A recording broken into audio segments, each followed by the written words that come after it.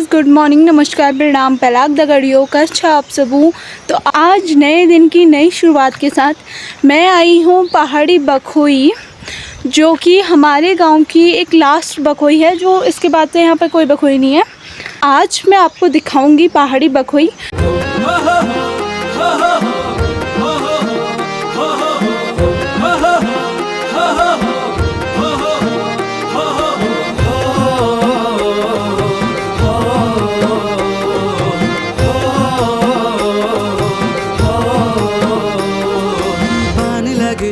तो जैसा कि आप देख सकते हैं, ये रही पहाड़ी बखोई। ये पूरा एक सीक्वेंस में घर है और पूरा सामने तक है, वहाँ तक है। तो आज के टाइम पे इन घरों की कोई वैल्यू नहीं रह गई पहले की तरह। अभी भी यहाँ पे कोई रहता है, लेकिन इसके जो मालकिन है वो यहाँ पे नहीं है। वो कहीं बाहर घर बनाकर रह रही है और यहाँ पे किसी मज़दूर को रखा गया है उनकी गाय भैंस देखने के लिए। और देख लीजिए आप किस तरह की बखोई है। और इसके सामने का व्यू कुछ ऐसा है। तो देखा जाए तो काफ़ी लंबी ये है। और मैं दिखा दूँ आपको, पहला दरवाज़ा यहाँ पे है और दूसरा वाला ये रहा, और तीसरा दरवाज़ा यहाँ पे है जहाँ पे अभी गाय का गौशाला बनाया हुआ है। और यहाँ पूरा गोबर हो रखा है दोस्तों।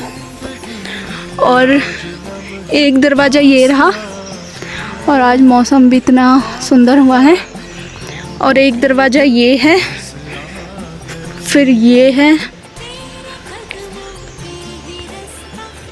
और फिर ये रहा। एक दरवाज़ा ये भी है दोस्तों। फिर एक दरवाज़ा एक और आ गया। एक दरवाज़ा ये रहा, एक दरवाज़ा उधर है। और आप देख सकते हैं वहाँ पे एक, इसके नीचे दूसरा, फिर तीसरा, उसके नीचे चौथा, पांचवा। तो कम से कम ये 10-15 कमरों की बखोई है दोस्तों, जो अब छोड़ दी गई है। और यहाँ पे भी आप देख सकते हो गाय पाली हुई है लोगों ने। तो वही है यहाँ पे, और कोई इंसान तो मुझे दिख नहीं रहा।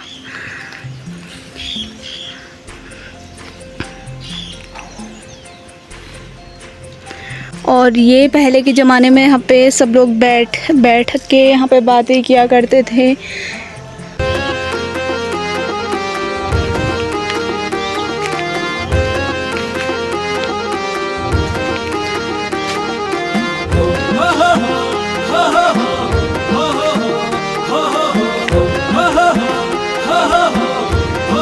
और एक और बात जो मैं आप सभी को बता दूँ, ये जो दीवारों में इतनी सुंदर सी पेंटिंग की गई है, ये सब पहाड़ी है।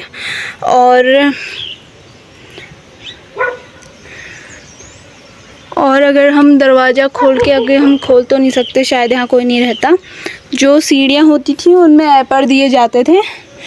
और ये जो होता है, ये जो नीचे दीवार में ये लगाया हुआ है, इसे कहते हैं गेरुआ। कि आप मेरे पीछे बनी देख रहे हैं पहाड़ी बखोई, तो इसे अब कोई वैल्यू नहीं दी जाती, क्योंकि वो लोग बाहर रहते हैं और इस घर को तो भूल ही गए। मतलब ना के समान इसका अपमान किया जाता है।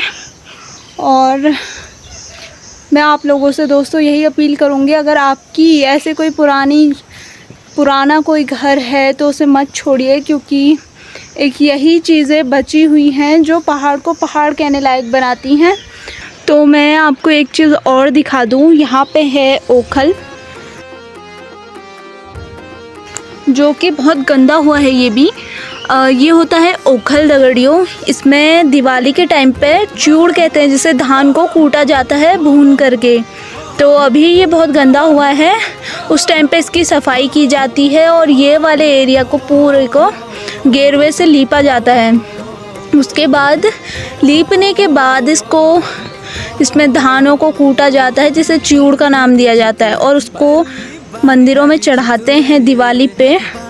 दिवाली के उपलक्ष्य में उसे मंदिरों में चढ़ाते हैं। तो यहाँ पे अभी कोई रहता नहीं है, तो इसकी भी कोई वैल्यू यहाँ पे मुझे नहीं नज़र आ रही है। ये कुछ ऐसा होता है और इसे पूरा लीप करके इसकी पूजा की जाती है, दिया जलाया जाता है और खीले दिए जाते हैं। दिवाली के टाइम पे इसका बहुत अधिक महत्व माना जाता है।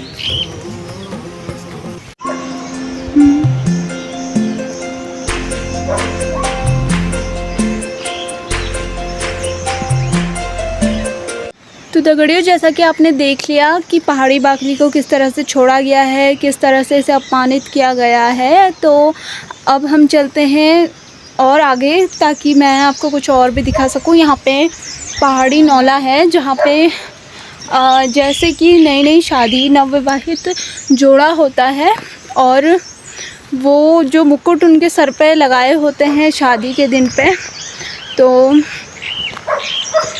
वो उन मुकुटों को स्थापित करने के लिए, वहाँ पे रखने के लिए नौले में पूजा के तौर पे वहाँ पे आते हैं।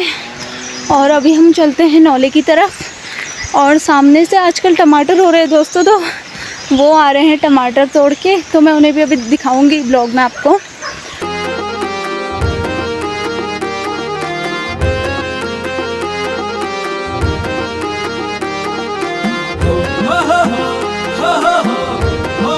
तो जैसा कि आपको दिख रहा है, सामने में एक मंदिर बना हुआ है, यहीं पे हमारा धारा है। तो यहीं पे अंदर है धारा। वो देखो, वहाँ पे शिव जी की शिवलिंग है और उससे निकल रहा है पानी, वो नीचे एकत्रित हो रहा है सारा पानी। और वहाँ पे सामने में करते हैं मुकुट स्थापित। और ये पानी कभी सूखता नहीं है और ज़्यादा गर्मी होने पे तो सूख ही जाता है। और उसके बगल में ही है शिव जी का मंदिर।